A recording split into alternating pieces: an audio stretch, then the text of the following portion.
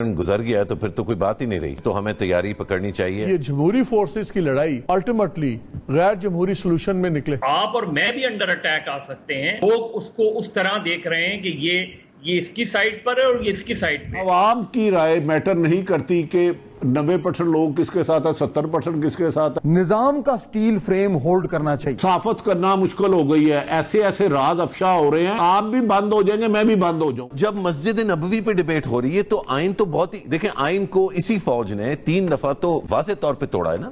اور یہ تو فوج، یہ تو فیکٹ ہے، اس میں تو کوئی ڈیبیٹ نہیں ہے. یہ ہم فوج کی توہین تو نہیں کر رہے یہ کہیں کہ اس فوج نے. اس میں آپ کو ایک بحران کی کیفیت نظر آ رہی ہے کیونکہ ہے، لیکن بحران اس طریقے سے ہوا نہیں ہے. ایکچولی جب ہم کہتے ہیں کہ اس ٹائم ملک میں کرائسس ہے، ایک کرائسس ہے کہ لوگ آپس میں لڑے ہوئے ہیں. پھر آپ عمران خان صاحب کا وہ بیان کہ میرے ہمیشہ دکھ رہے گا رات کے 12 بجے جب عدالتیں کھلیں، وہ تو جوڈیشل ایکٹیویزم کوئی نہیں. تو اس ملک میں جتنا آئین بانج اور قانون بانج آج کل میں نے دیکھا ہے، میں نے تو پوری زندگی میں نہیں دیکھا، 30 سالوں میں ہو سکتا ہے دیکھا ہو.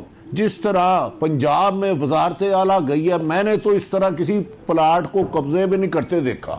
میں نے نہیں دیکھا اپنی پوری صحافت میں. جی السلام علیکم، ویلکم ٹو پارٹ 2 جو ہم نے کل ڈسکشن کر رہے تھے ہم، اور اس میں کافی زیادہ ہم نے باتیں کی. ہم نے اسٹرکچرل فلاز پہ باتیں کی، ہم نے نظام کے جو خطرات ہیں اور واقعی حالات اس نہج پہ ہیں کہ یہ اب معاملہ شہباز شریف، نواز شریف، عمران خان ان کی ذات سے کہیں زیادہ ہے. جنرل باجوہ یا کوئی اور ہو، ان کی ذات سے بہت بڑا ہے، بیکاز پورے نظام کو اس وقت ایک عجیب سا ملک میں جو پولرائزیشن ہو گئی ہے، پورا نظام میں خطرے میں ہے. اور آخری بات جب ہم کل رات کا جو آپ نے ایپیسوڈ دیکھا، اس میں نے عارف بھٹی صاحب سے یہ سوال کیا تھا کہ اگر عمران خان عید کے بعد کچھ لاکھ لوگ لے کے اسلام آباد آتے ہیں تو کیا ہوگا. اور ان کا خیال یہ تھا کہ یہ اگر طاقت اتنی وہ شو کرتے ہیں اور پورے ملک کو چوک کر دیتے ہیں تو یہی ادارے جون سے ہیں، یہ شاید ان کے بارے میں خیالات بدل لیں اور ان کی سپورٹ پہ آ جائیں. میں سب سے پہلے اسی کویسچن کو لے جاتا ہوں. Fahad, same question to you, اگر آتے ہیں چوک کر دیتے ہیں کیا ہوگا؟ جس طرح 2014 میں کیا تھا، تب تو ایک شہر تھا. ہاں کافی چیزیں ہوئی تھیں، کافی چیزیں. پھر کیا ہوا تھا؟ سوال میں نے پوچھتے ہیں، آپ جواب دیں. دیکھیے 2014 میں عمران خان صاحب کی جو پاپولیرٹی تھی وہ پیک پر تھی، وہ انٹیسٹڈ. لیکن ایک چیز معاشرے میں پولرائزیشن اور تشدد اتنا نہیں تھا جو اب ہو گیا. میڈیا اتنا ڈیوائیڈڈ نہیں تھا جو اب ہے. پہلے تو ہم دیکھ لیں نا کہ اس ٹائم وہ اپنی پیک پر تھے، انٹیسٹڈ تھے، ان کے پاس پوری سپورٹ تھی اسٹیبلشمنٹ کی، اور اس کے ساتھ ساتھ تمام میڈیا کی. 200 بندوں کا جلسہ 3 گھنٹے لائیو دکھایا جاتا تھا. جتنے 120 دن وہ یہاں پہ بیٹھے رہے. کیا ہوا ان میں؟ تو میرے خیال میں دیکھیے، یہ میں اس کو انڈر پلے نہیں کر رہا کہ اگر اسلام آباد میں واقعی میں 4-5 لاکھ بندہ آ جاتا ہے تو یہ شہر کلاگ ہو جائے گا. کوئی بھی شہر کلاگ ہو جائے گا. آپ واشنگٹن ڈی سی لے جائیں، لنڈن لے جائیں، وہ بھی کلاگ ہو جائے گا، اس میں تو کوئی شک نہیں. سوال یہ ہے کہ اس طرح کیا اگر آپ نے ایک سول انریسٹ کرنا ہے اور سڑکوں پہ آپ نے درجہ حرارت بڑھانا ہے، پہلی چیز آپ اس کو کتنا سسٹین کر سکتے ہیں، نمبر 1، کیونکہ حکومت کے پاس اب ٹائم ہے. نمبر 2 یہ کہ اس کو سسٹین کرنے کے بعد آپ اس کو ایک ٹرننگ پوائنٹ پہ کہاں پہ لا سکتے ہیں. آپ کو کتنا کو وائلنس کرنا پڑے گا، کتنا کو کولیجن کرنا. اگر آپ نے آ کے بیٹھنا ہے بیٹھنے آ کے، بٹ پی ٹی آئی یہ لرن کر چکا ہے کہ آ کے بیٹھنے سے کچھ نہیں ہوتا. وہ 120 دن بیٹھ لیے اور انہیں یہ بھی معلوم ہے کہ ان کے پاس وہ سپورٹ نہیں ہے اداروں کی.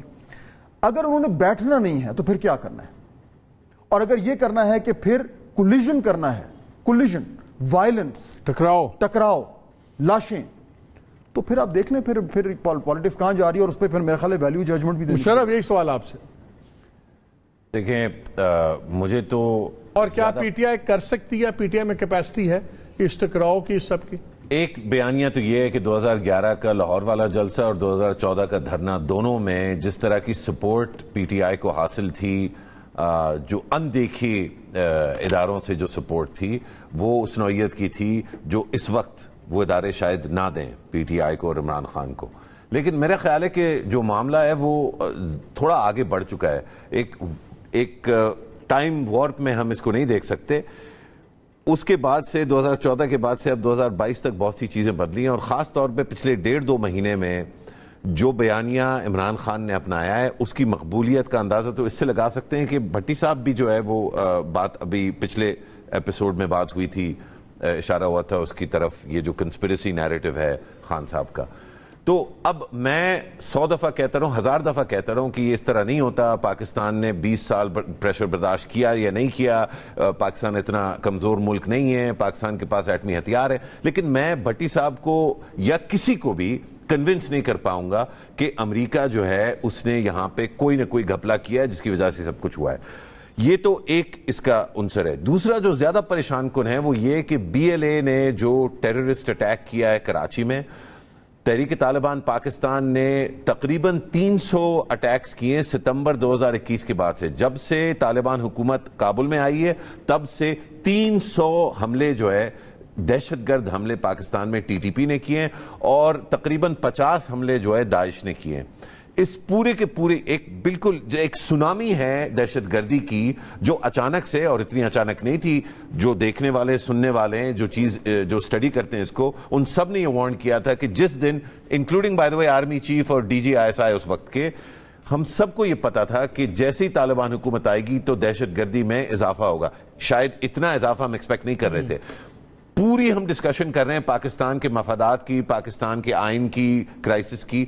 ایک دفعہ ہم نے یہ بات نہیں کی یہ اگر خدا نہ خواستہ کوئی برا حادثہ جو ہو جاتا ہے جس کا کسی سیاسی ریلی سے یا کسی سیاسی گروہ پر جو ہے زیادہ نقصان اٹھانا پڑتا ہے. اس ملک نے پہلی دفعہ تو یہ نہیں دیکھا, بے نظیر بھٹو شہید کو پہلے کراچی میں کارساز میں اٹیک کیا, کسی نے ایکسپلوئٹ ہی کرنا نا, اور اس کے بعد لیاقت باغ میں جو یہ ہو چکا ہے. ہم جس سمت میں جا رہے ہیں اور جن چیزوں کو نظر انداز کر رہے ہیں اس وقت اپنے ملک میں, یہ آئینی صرف بحران نہیں ہے, یہ ایک بہت بڑا معیشی, معاشرتی, ثقافتی اور آئینی بحران ہے. اور اس کے لیے یہ امید کرنا کہ فوج جو ہے وہ یہ کر لے گی, عدلیہ یہ کر لے گی, سیاستدان خود سدھر جائیں گے, مولانا اور مولوی اور جو رائٹ ونگ ہے, جو علماء ہیں, وہ کسی طرح سے سنبھال لیں گے. ایک پاؤڈر کہہ گیا نا, کوئی بھی اس پہ آگ لگا سکتا ہے, اور ہم ایک دوسرے سے بات کرنے تک جو ہے آمادہ نہیں ہے. ایک دوسرے کے خلاف بیان بازی ضرور کر سکتے ہیں, کر رہے ہیں, اور وہ کرتے کرتے جس نہج پہ ہم آ کے کھڑے ہو گئے ہیں, اس پہ عید کا موقع ہے, اتنی کوئی غم یا افسردہ جو ہے وہ اس طرح کی باتیں نہیں کرنی چاہیے. لیکن مجھے اس وقت کا جو پاکستان کا حال ہے اس پر غم بھی ہے, اور بہت زیادہ ڈر اور خوف ہے کہ یہ جس سمت میں ہم جا رہے ہیں اس سے کہیں زیادہ خراب چیزیں ہو سکتی ہیں. مظہر آپ سے بھی یہی سوال. دیکھیں مالک, بہت سیدھی سی بات ہے, 2014 میں بہت ہی کنٹرول چیز تھی, کیونکہ جو لوگ مینج کر رہے تھے انہیں پتا تھا, ان کی نزاکتوں کا پتا تھا. کنٹرول ایجیٹیشن ہو, کنٹرول دھرنا ہو, کنٹرول اسٹرائک ہو, وہ سب مینیجبل ہوتے ہیں. جب چیزیں انکنٹرولبل ہوں اور آپ کے سامنے صرف یہ ٹارگٹ ہو کہ یہ حکومت نہیں رہنی چاہیے, تو پھر وہ اور ان کی اور میری حکومت کو گرانے کے پیچھے امریکہ کا ہاتھ ہے.